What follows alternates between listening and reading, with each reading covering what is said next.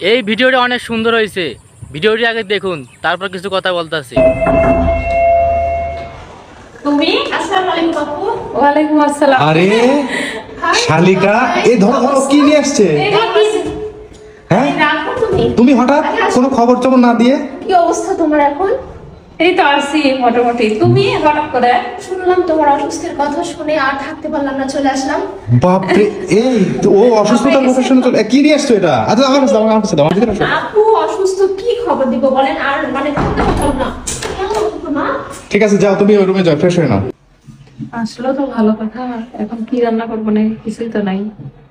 সেটাই তো কথা, এখন কি মানে মাসের শেষে এমনিতে আমরা টান পড়নের মধ্যে আছি, মনে মনে আল্লাহ আল্লাহ করতেছিলাম যেন কোনো অতিথি না আসে, সেই অতিথি চলেই আসলো। এখন এখন কি হবে? কিছু আইডিয়া আছে মাথায়? একটা বুদ্ধি আছে, একটা উপায় আছে। একটা উপায় আছে মানে কি উপায়? হ্যাঁ, আসো তুমি আমার সাথে আসো। কি কোথায় নিয়ে যাচ্ছ তুমি? এই যে কি? এই যে আমি ডিম পাড়ার জন্য, ডিম খাওয়ার জন্য মুরগি কিনছিলাম না, হ্যাঁ, এই যে ডিম পারছে দেখো। এই ডিম রান্না করবা? না, প্রতিদিন একটা করে ডিম দিচ্ছে, এখন তো উপায় নাই, ফ্রিজে কোনো মাছ মাংস নাই, মুরগিটা জবাই করি।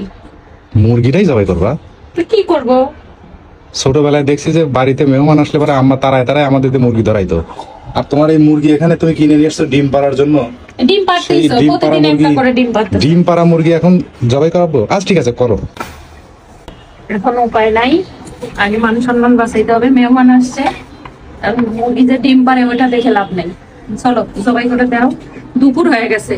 এই কি ব্যাপার, আজকে রান্না করবে কি? রান্না ও করতেছে। তুমি অসুস্থ এই জন্য আজকে শালিকাই রান্না করবে?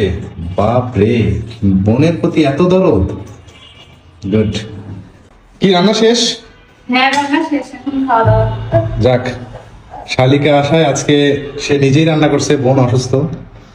আর প্রথম প্রেসার কুকারে রান্না, আমার বউ তো ভয় করে রান্নাই করে না, তুমি তো ভয় করে রান্না করো না। আপু তো খুব ভয় পাচ্ছিল, একদম এত জোরে চিৎকার করছে যে আমি নিজেই ভয় পেয়ে গেছি। তো বসো, তুমিও বসো। এটা হচ্ছে সেই তোমার ডিম পাড়া মুরগি।